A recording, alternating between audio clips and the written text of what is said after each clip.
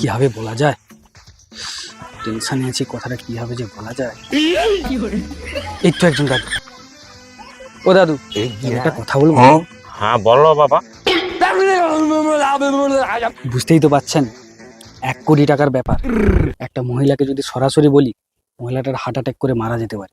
হ্যাঁ আপনি একটু মাধ্যমে বুঝে বলুন না।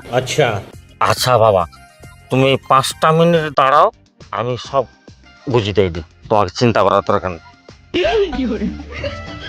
এখন তো হলো, দাদু কিরকম বোঝাচ্ছে একটু গিয়ে দেখি। পারো? দাদু আমি বলি কি, তোমার যদি হঠাৎ লটারিতে 1 কোটি টাকা লেগে যায়, তুমি কি করবে? কি কहो গো দাদু, আমার আবার 1 কোটি টাকা? যদি তাইলে তোমাকে আমি 50,000 টাকা তো দিয়ে দেবো। ঘরে যে বর আছে না, তাকে তো ডিভোর্স দিয়ে তুমি ওকে বিয়ে করে নেবো।